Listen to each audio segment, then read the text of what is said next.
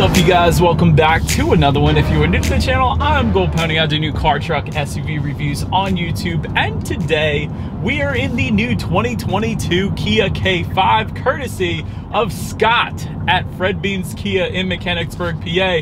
For more information on their inventory, please feel free to check out the link in the description box below. And yes, I specifically mentioned Scott because this is actually his vehicle. So if you're going to go to Fred Beans and buy your Kia, make sure you buy it from Scott. But anyways, I'm in this one today because there are actually several changes for the 2022 K5, including, of course, that new badge or logo you guys could see on the vehicle. Also, all-wheel drive is available for the K5, which is quite a brilliant thing and not always the case in all sedans out there. You do also get America's Best warranty, being 5 years, 60,000 mile bumper to bumper, 10 years, 100,000 miles then on the powertrain. And so in this video, I will of course be testing out and going over everything about the K5, from acceleration to braking, steering feel, ride quality, sound system, exhaust clip, all of that fun stuff. So having said all of that, what do you guys say? Let's just go ahead and jump right into it. And as always, let's start with pricing. So when it comes to the pricing, there are a ton of different trim levels available for the K5. First one being the LX, starting at $23,690. LXS front-wheel drive for $24,690.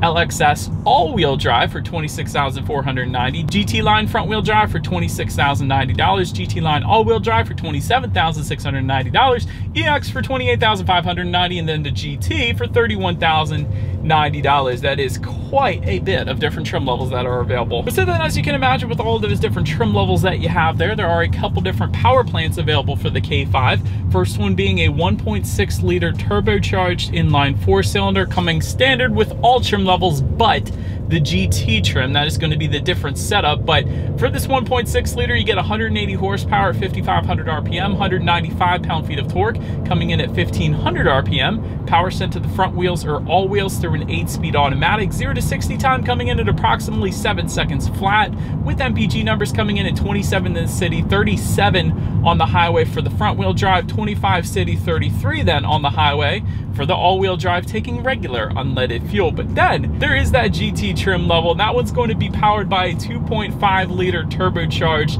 inline 4-cylinder. This one cranks out 290 horsepower at 5,800 RPM, 311 pound-feet of torque, coming in at around 1,600 RPM. Power sent to the front wheels through an 8-speed wet dual clutch with paddle shifters.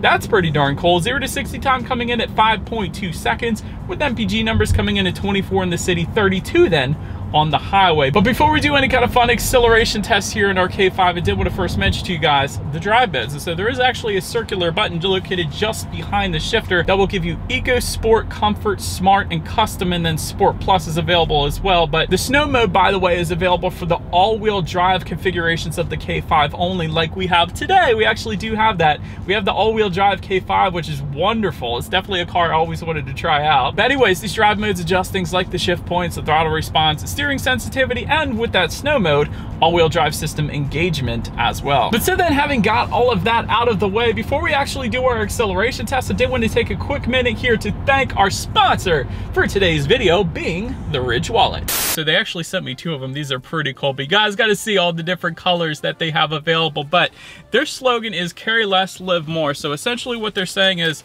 if you're tired of big bulky wallets in your pocket, go with this because it is a fraction of the size and it's pretty heavy duty as well. Actually holds up to 12 cards in this wallet. I don't think anyone has more than 12 cards these days anyways. There's over 30 different colors and styles available, including carbon fiber and burnt titanium. This is actually the burnt titanium I have here, you guys, and I also got a navy blue aluminum one as well. But there's tons of different designs out there, and of course, since they are built so durable, the Ridge actually warranties them with a lifetime warranty. So for whatever reason they break, you simply just send it back and they'll send you out a new one. But the Ridge team is actually so confident that you will like it, they'll actually let you test drive it for 45 days, and then you can send it back for a full refund if you don't love it. And it's also made with RFID blocking technology, which protects you from digital pickpocketers as well, which is pretty nice. So definitely feel free to check them out. I'll pin a comment in the comment section below this video, as well as in the description box. And of course, feel free to use my referral code, being Gold Pony, for an additional 10% off when you actually go to purchase your Ridge wallet. And lastly, I did want to also mention they do have other products available, like this waterproof backpack that I'm going to be using from now on for my camera gear, so I don't get anything wet. And also, this thing charges up my camera batteries as well, or your laptop if you wanted to use it for school possibly. But this thing's definitely very heavy duty, and I'm a big fan. But now let's go ahead and get back to that acceleration test. All right, you guys, we are back. I'm definitely a fan of my burnt titanium ridge wallet for sure. But now let's go ahead and find that straightaway. Here it is. And let's do this acceleration test here. Have a go. This is the 1.6 liter. 0 to 60 in 7 seconds flat. That is plenty of power without a doubt. I mean, obviously the GT is gonna rocket you to 60, but dang, 7 seconds flat is definitely not gonna give you any issues in merging onto the highway without a doubt. But anyways, to go along with that acceleration, as always, braking is equally important. And so up front, you will find 12-inch ventilated front discs for the non-GT trim levels, and then 13.6-inch ventilated front discs for the GT trim level, so substantially larger, being, of course, that you have a bigger engine, so I guess that makes sense. In the back, 11.2-inch solid rear discs for the non-GT, 12.8-inch solid rear discs for the GT trim level. But even with that non-GT trim level, as far as the 60-0 stopping distance goes, it comes in at an insanely impressive 116 feet, which is quite freaking brilliant, if I do say.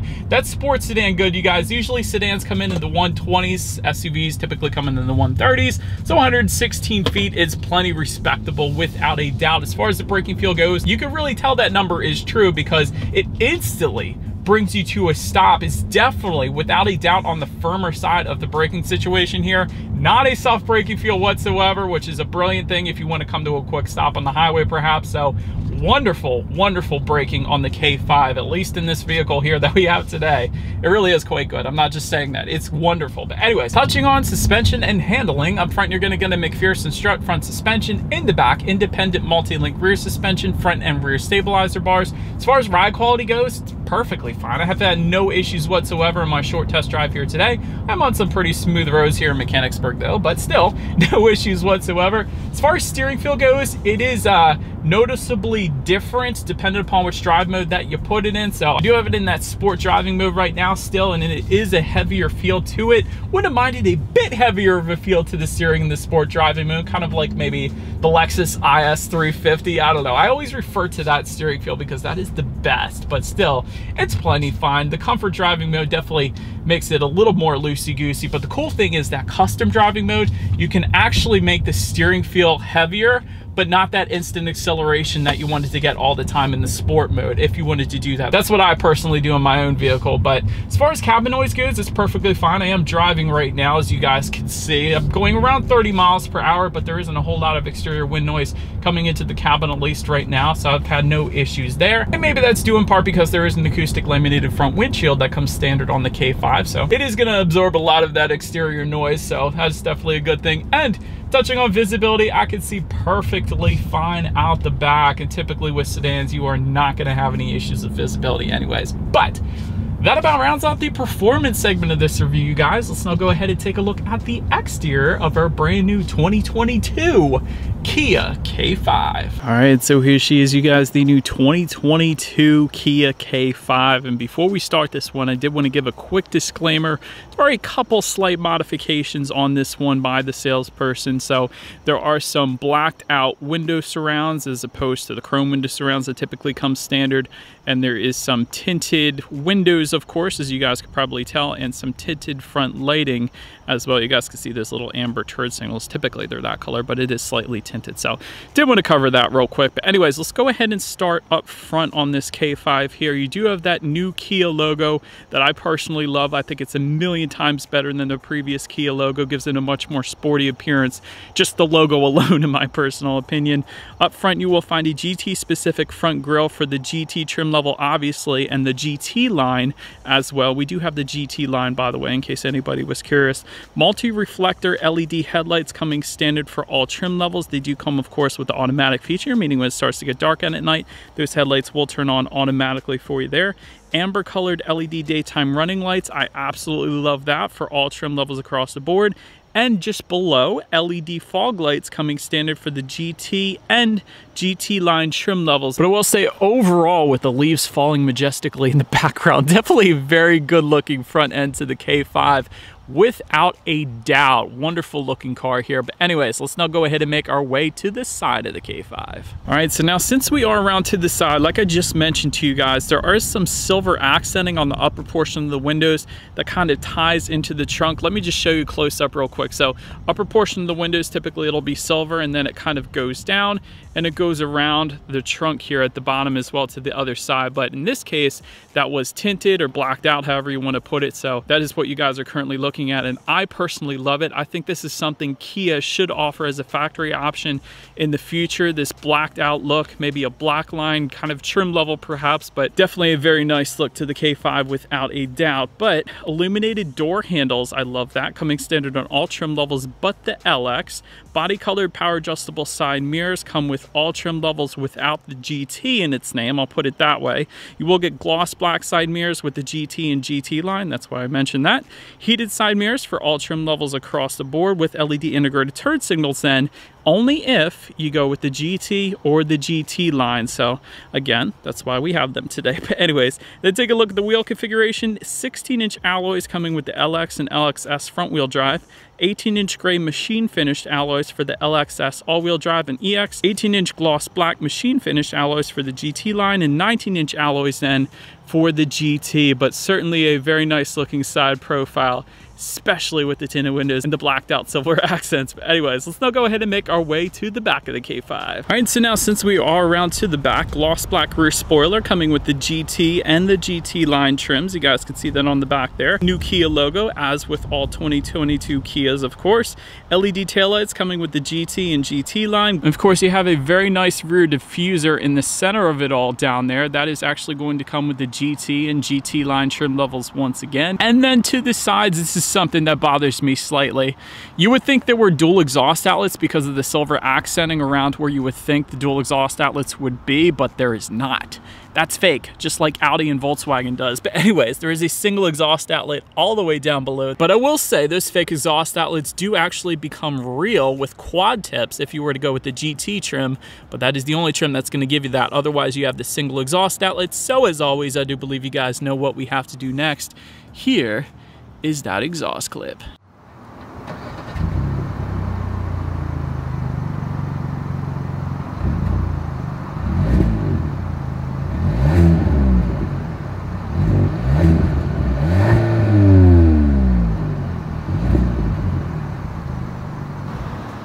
So now since we are around back here of the K5, when it comes to opening that rear trunk, it is a hands-free smart trunk for all trim levels actually, but the LX, and I love that feature. So when I have all my camera gear and my stuff in my hands, I just simply walk up to it when it's locked and it's gonna automatically open up for me. So I love that. There is a button on the key fob though, it's another way, and there is a button kind of integrated into the back there on the trunk itself. It's kind of hidden, but that is yet another way you can go about opening that rear trunk. But what's opened up, cargo capacity comes in at an even 16 cubic feet.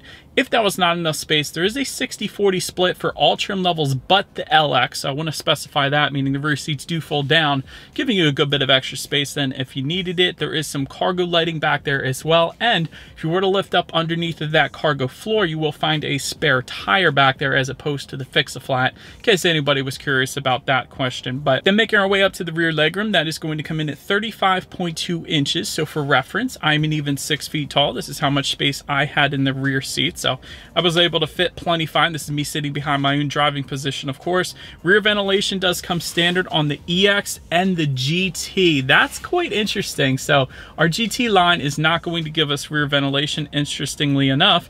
Rear center armrest with cup holders does come on all trim levels but the LX, and then dual rear USB charging ports coming for all trim levels but the LX as well, which is interesting because my Sonata only gives you one charging port, but the K5 gives you two. So if you got two kids like I do, they're not fighting over any charging ports. So that was kind of interesting to see that too. But overall, rear seats were plenty fine. There was LED interior lighting, even for those second row seats as well, which I thought was pretty cool. Then make our way up to the front seats. Manually adjustable cloth seating coming with the LX trim levels. 10-way power driver seat with 2-way power lumbar coming with the GT line trim level and up.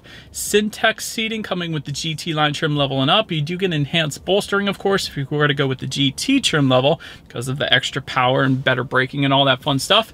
Heated front seats coming with the GT line trim level and up. Ventilated front seats for the EX trim, but going to be optional then on the GT.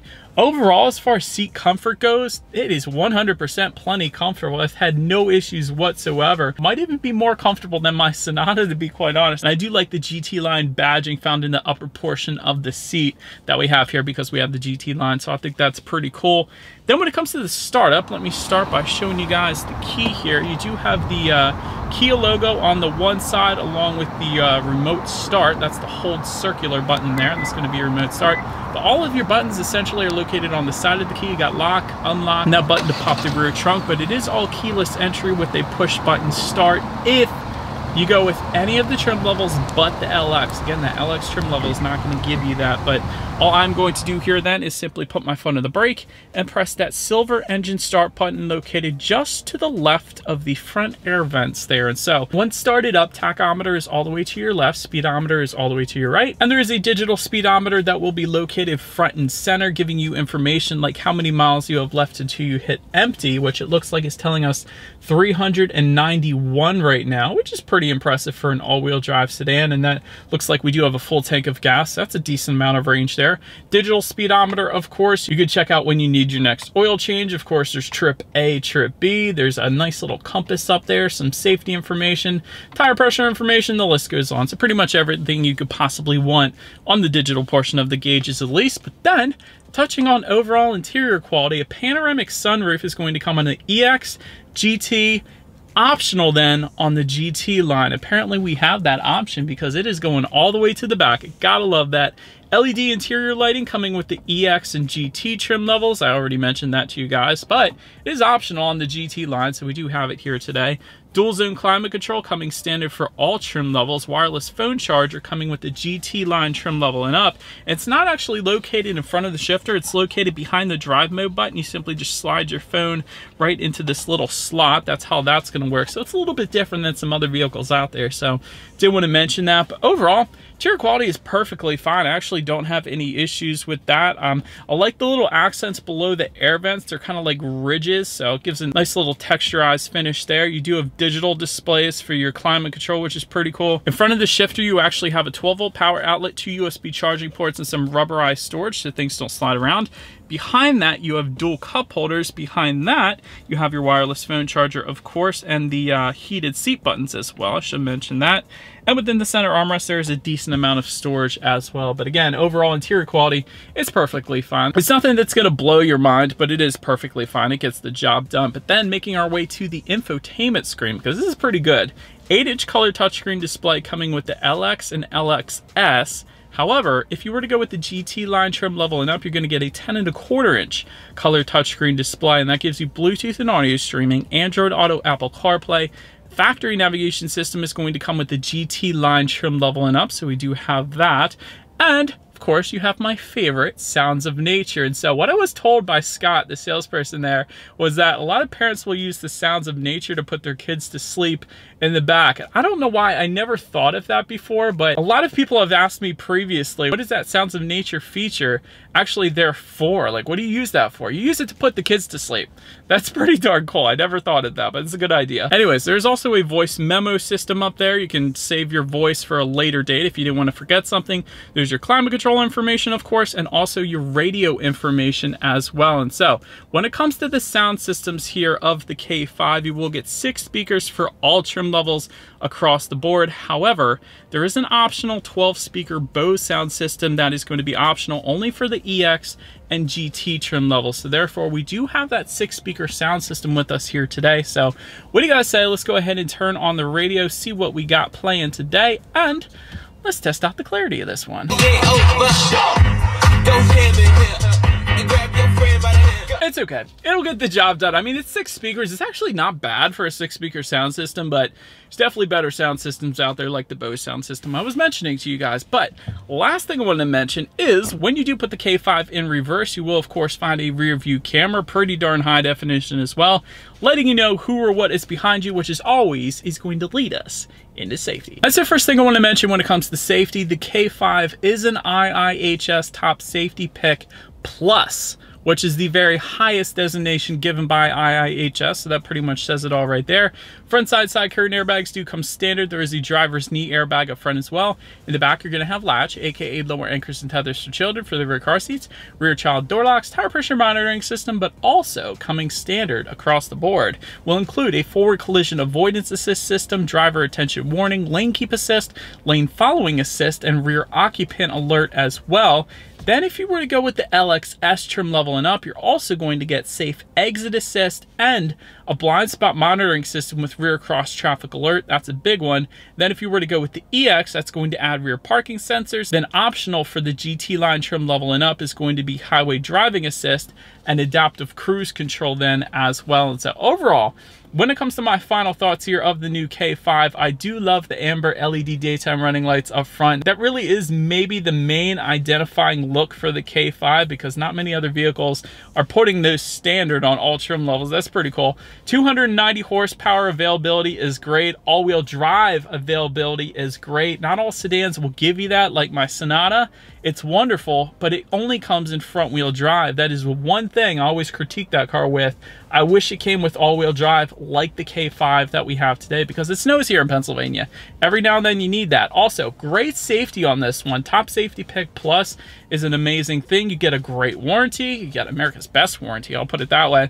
As far as room for improvement goes, one of the things is the shifter. I feel like the shifter could be switched up a little bit as far as the top part of the shifter. I like the shift boot. I don't know, it just feels a little bit cheapy, I guess. And also digital gauges would be wonderful on the K5. You get them on the Sonata, but you don't get it on the K5. That's really my only two room for improvements. Other than that, this car is quite wonderful in my personal opinion. It's kind of my style. But anyways, let me know what you guys think of the K5 in the comments section below. That is about it for this one, you guys. Thank you so much for watching. Feel free to follow me on social media at the bottom of the screen if you want to see what's coming next on the channel before it actually gets to YouTube. Be sure to hit the subscribe and the bell notification button if you're into new car reviews. That is what we do here on this channel after all. Do appreciate you guys watching more than you know, and I will see you guys all in the next video. Stay gold.